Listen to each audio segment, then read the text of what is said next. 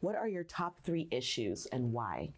My top 3 issues are, let me first caveat it with, everything is about students. So everything we talk about and do should be about student success or student accomplishment. So I want performance. I kind of nestled things down to 3 major issues: performance, safety and security, and fiscal responsibility. And that brings about a even more broader approach, because when you talk about performance, you're talking about student performance, because then you add that, you look at the district innovation program. You can also look at the bonds and how will that help with students, but then you can skip the fiscal responsibility and the bond falls under there as well.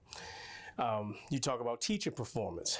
Are we training the teachers? Are we looking for the best teachers that can also improve student performance? Are we training teachers to deal with a diverse school district to improve a performance to all parts of the school district, not just one single portion?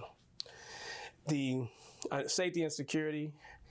We all are concerned about our children when they leave their houses. It's if you ever heard the story of your place, it's our responsibility as a village to place the protections around the child, teaching them, protecting them, and showing them the things to do and what not to do.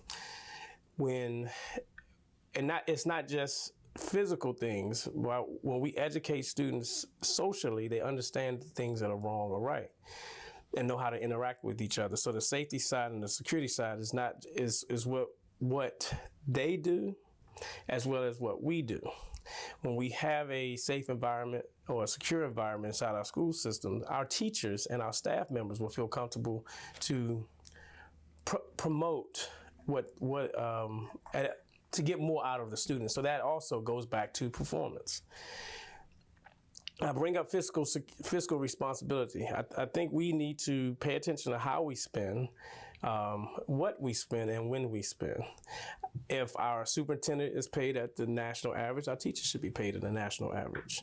And every budget decision we make, again, like I said at the beginning, we should stop and ask ourselves, if this dollar or $1 million that I spend, how does that affect student performance? Does it improve it?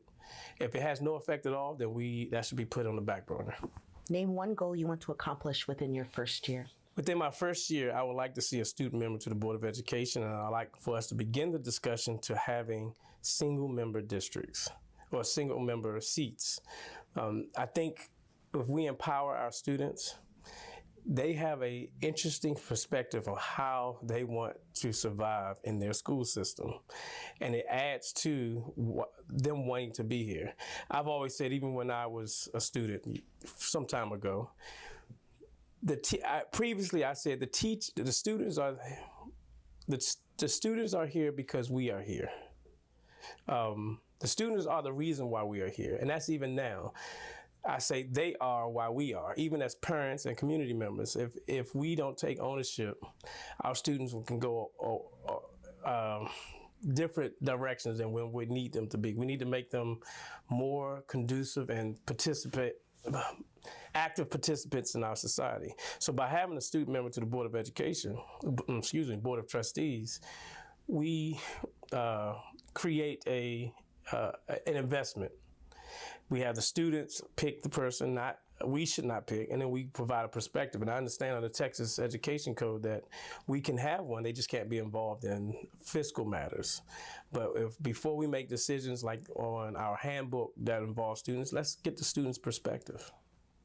That's the key one. Then the single member districts. I think our Board of Trustees should reflect the community that it supports and provides education services to. That's from the north side of Killeen, Nolanville, Harker Heights, south side of Killeen. Every aspect of our district should be properly represented on our board.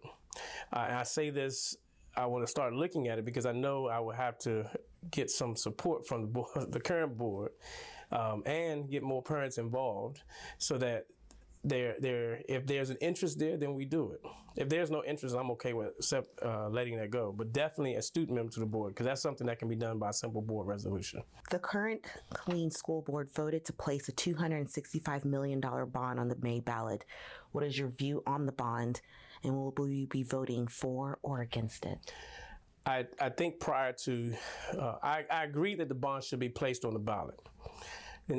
But at the same time, we should be giving unbiased education about the bond so that the voters, every voter, it should be introduced in the PTA meetings, it should be introduced at town halls, so that everybody understands both the positives and the negatives of voting for this bond, so that we have an educated voter participate. I will not be voting for the bond because I don't think there's enough information out to adequately represent what we're trying to do. I also believe that we just had one bond, and I want to see the dust clear before we ask taxpayers to leverage our tax dollars, because a bond is, when we float a bond, that's a loan. It's equivalent to a loan. You're taking money, and we got to pay it back. And I don't have enough information to say the status of the previous bond. I wish I did, and I don't think this bond I understand why it was put out, but I don't think those reasons are enough to convince the voters to vote for it. Now we have to tell the voters, hey, I want more of your tax dollars to do this, and I don't think we've done that yet. And I think there are some things that need to be addressed prior to approving this bond. What should Killeen ISD do to improve standardized test scores? The class sizes, growing up, I attended the class sizes that in my high school were 1 to 15, 1 to 17. We had among the highest averages. My school was probably number 15 in the country, I think it was, or in the top 15%. And I think every school district, that should be a tie for those top schools if we focus on smaller class sizes. Teachers that can understand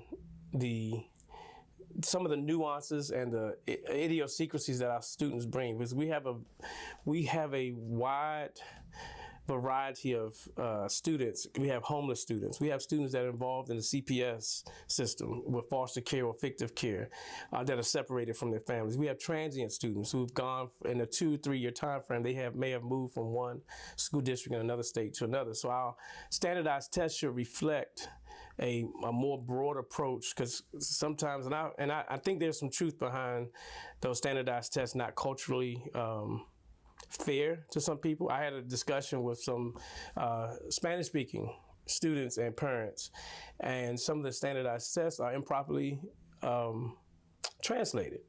You can't use Google Translate to translate a standardized test, and I hope that's not completely true. And I don't know if it is or not, but if a parent or a student is complaining about it, and it's a viable issue. So, and that's just one example. I think, and this goes back to if I was one of the things I want to address. There's a long list of things I want to address, but standardized tests, if we want our students to achieve, we have to do all that we can to make sure they understand the test they're taking. And if it's not translated properly, be it Spanish, Urdu, Pashtun, or any other language that may be spoken in our district, which Tagalog, Korean, Chinese, because Killeen ISD is a very diverse district. So our tests, when we standardize them, should reflect that diversity. The Killeen School Board holds many closed-door meetings, including on the naming of new schools. How would you help KISD be more transparent? If thinking back to the Open Meeting Act, my understanding closed-door meetings should be for personnel decisions. And so those meetings, I would not vote for a closed-door meeting if it affects the individual, if it affects a particular community issue. And then prior to doing that, if it's a touchy issue, we should still do town hall meetings, get the input of our partners, meaning our parents, our teachers, our students, the community members, prior to a closed door. But I would rather we did it at an open door meeting.